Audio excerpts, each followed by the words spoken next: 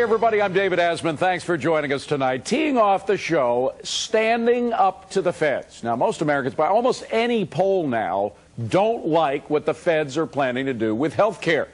But the folks inside the Beltway don't seem to care. They're intent on ramming it down our throats, no matter how idiotic or confusing it is. And when you look at some of the twisted logic that's been thrown around to support this monstrosity of a bill, like saying, for example, we can insure 30 million more Americans without adding a single dime to the deficit, you realize how completely out of touch with reality the folks inside the Beltway have become. To start with, when you add 30 million to something, well, that means it'll cost more. Not the same, not less. It's amazing that such a basic point of reasoning has to be spelled out at all. But that's how distorted Beltway rhetoric has become. Only in Washington could adding 30 million to something mean it'll cost less. That logic may make sense to politicians who've never had to balance their accounts, but most of us have to balance books every day. And that's why we're not fooled by Beltway math. As we've mentioned a lot here, we believe a lot more in the collective wisdom of the public than we do in the out-of-touch know-it-alls inside the Beltway.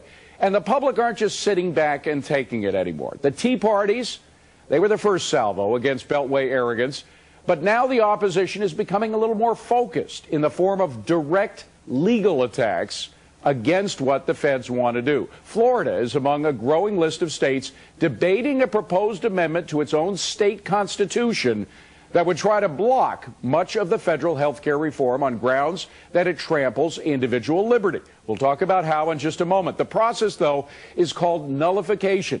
And it's a nearly forgotten American political tradition that dates back to the Virginia and Kentucky resolutions of 1998. These, by the way, were secretly authored by Thomas Jefferson and James Madison.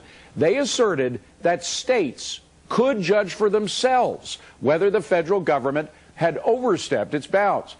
But is it anything more than a symbolic effort? Joining us now, State Representative Cynthia Davis. She is from Missouri, which is also considering a nullification amendment. Ms. Davis, good to see you. Thanks for joining us. Good to see you, too. I appreciate you being here. Now, tell us exactly how this is going to work. What is in the act that you're proposing? It does two things. Number one, it says that you cannot force us to purchase your medical insurance plan. And number two is it says you cannot punish us if we don't.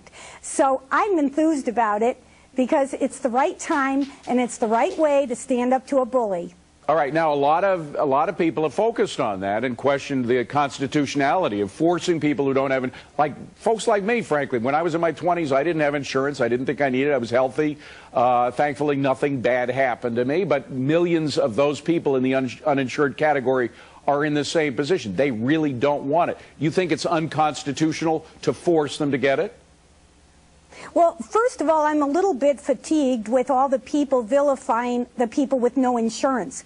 There are plenty of good people in Missouri who don't have insurance, and they do pay their bills. So I'd appreciate it if those in Washington would stop all that rhetoric about people with no insurance are the ones who are bankrupting our health care system. And secondly, I don't appreciate them vilifying all the insurance companies, especially since they're trying to use those to force everybody to buy insurance. All right, but specifically, do you think it's unconstitutional to force people to buy insurance that they don't want?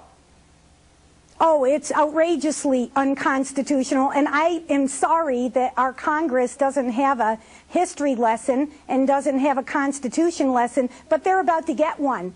And if they don't understand what the 10th Amendment is or what's in our Constitution, we're going to wake them up, and they're going to learn pretty soon and pretty quick that they can't do this. All right, well, hold on a second, because you jumped right into my next question. What part of the Constitution makes what they are proposing, forcing people who don't want insurance to get it, what makes it unconstitutional?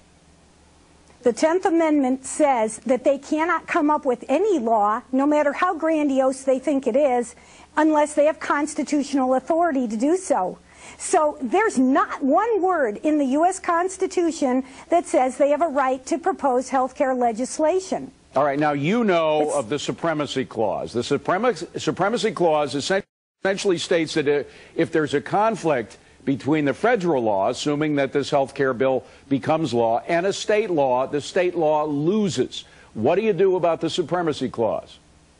At this point, I think you're saying we're playing rock, paper, scissors. And so they think they've got a rock or paper or scissors, and we're going to have a great big showdown, and it's time to teach them, you can't do that. I believe every part of the Constitution is equally important.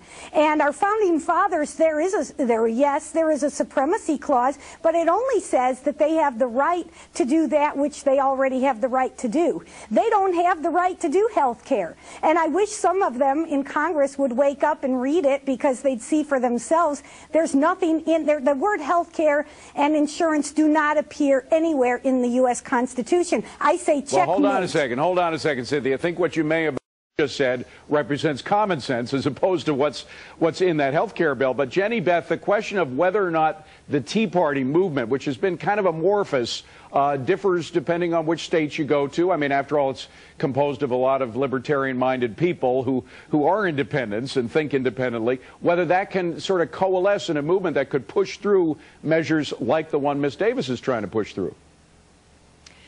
Absolutely, it can. And we're grassroots based and we're decentralized. While I'm a national coordinator, my job is just to help the local coordinators and the members organize. And we're looking at still defeating the bill before it comes out of Congress with the last vote in the House. We have people across the country who are looking at things like Ms. Davis is doing and supporting those efforts in the states. Well, let me just stop you there, Jenny Beth. Let me just stop you there, because on what Ms. Davis is trying to do, that's being replicated. I mentioned Florida. I believe Arizona already has pushed through something like this in their state legislature. So we already have one state that actually has that. Is the movement getting together with these individual movements in the states? They are, and they work from a state level and from a grassroots level. And we know that what we have done with Tea Party Patriots, we have made the commitment that we're leaving no stone unturned. So we're looking at it from the national level, from the state level. After the election next year, if we can repeal it, we'll partner with other organizations to challenge the constitutionality. We're doing all of that, and we're doing everything we can so that the will of the people happens in this case, and Congress doesn't just shove this down our throats. Ms. Davis, tell us specifically how, if you are, working together with the Tea Party movement. Well, the whole world is watching the United States of America to see if we're going to all come together and say, no, you won't shove this down our throats.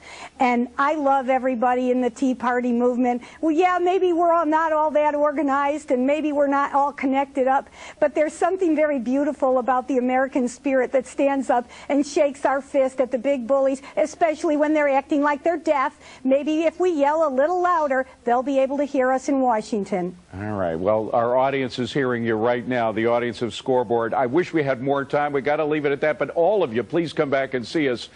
We'd love to have you back. Cynthia Davis, Jenny Beth Martin, and Dr. Gary Gonsalves. Doctor, keep up the great work that you're doing as well. And we want to know what you folks think out there. States blocking the health care bill. You think it's a buy? Is it a sell? Or is it a hold? Text your answer to 369-249.